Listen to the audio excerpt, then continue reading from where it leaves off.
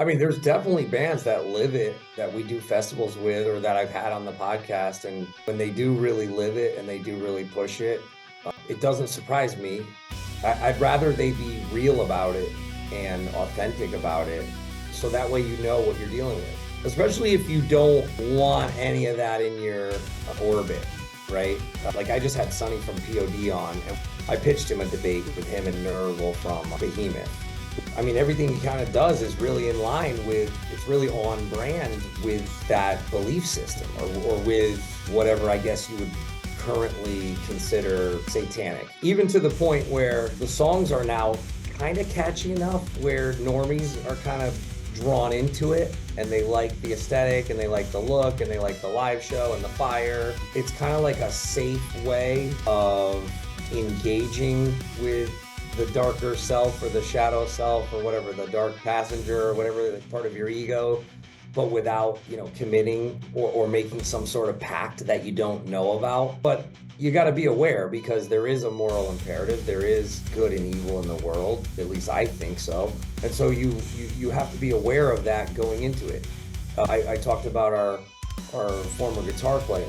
When he jumped in the dark river, there was no getting him out, and it caused a major falling out with us. And God rest his soul. I wish he was here now to, talk about that experience of being into the super satanic bands and also getting into drugs and getting into partying. And I wish he was here now to warn the youth, warn the fans about that, because it all kind of works hand in hand.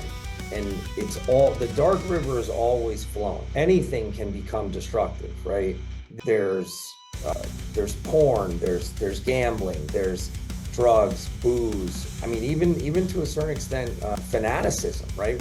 We see fans in these fandoms, and especially people getting completely fanatical about politicians and whatever else they got going on. That can become destructive, right? That can become obsessive and compulsive. So you have to balance it out, and you gotta, again, it's like you gotta vibe with your tribe. If back to Northampton, if fucking Rob Halford was leading the parade and invited me out there, I would go, right?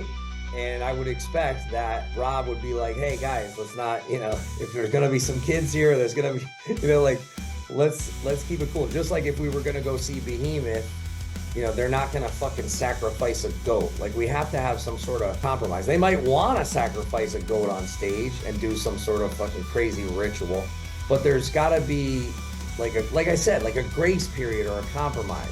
And then the people that want to go full in, they have to make that choice on their own, and they can't be duped into it, or they can't be coerced into it or groomed or whatever. Everybody's an adult. We all have free will. You have to choose, right? If you want to do the Christian rock thing, like Sonny, we talked about Bible verses. We talked about his outlook on life, and some people, they don't want any of that. They want to just go listen to fucking black metal and satanic shit, and that's their choice, and I support their choice. I want them to have the freedom to do that.